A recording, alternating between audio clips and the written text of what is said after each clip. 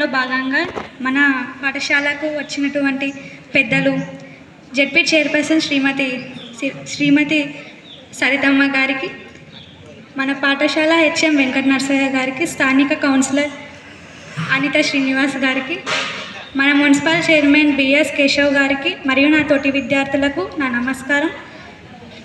ఈరోజు బాలికల దినోత్సవం భాగంగా నేను మీతో కొన్ని మాటలు పంచుకోబోతున్నాను. బాలికలు చదువుకుంటే వాళ్ళ జీవితంలో ఒక టాప్ పొజిషన్ ఉంటారు. వాళ్ళు చదువుకుంటే వాళ్ళ కుటుంబం బాగుపడుతుంది, వాళ్ళ కుటుంబం బాగుపడితే దేశం బాగుపడుతుంది. వాళ్ళు చదువుకుంటే వాళ్ళకు ఐడెంటిటీ ఉంటుంది, ఎక్కడికి వెళ్ళినా వాళ్ళు ధైర్యంగా ఉంటారు. వాళ్ళు జీవితంలో ఒక టాప్ పొజిషన్కి వెళ్ళడానికి చదువే కారణం. వాళ్ళు ఏం స్టేజ్ ఫియర్ లేకుండా, భయపడకుండా ఏమైనా మాట్లాడాలి, చదవాలి, అందరితో కలిసిపోవాలి, వాళ్ళకేం భయం లేకుండా. మనకు ఇక్కడ పాఠశాలలో ఎన్నో ఫెసిలిటీస్ ఉన్నాయి. సార్ వాళ్ళు, టీచర్ వాళ్ళు అందరూ వాళ్ళకి చదువుకోవడానికి ఎంతో ఎంకరేజ్ చేస్తున్నారు. వాళ్ళు భయపడినా కూడా వాళ్ళు చాలా ఎంకరేజ్ చేస్తున్నారు. కాబట్టి మనం కష్టపడి బాగా చదువుకోవాలి, మన పాఠశాల పేరును మనం నిలబెట్టాలి.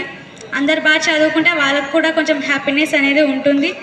మనం జీవితంలో చదువుకుంటే మనం గొప్ప కాకపోయినా కూడా మనకు ఐడెంటిటీ అనేది ఉంటుంది. ఇంతటితో నా చిన్న ఉపన్యాసాన్ని ముగిస్తున్నాను. ధన్యవాదాలు.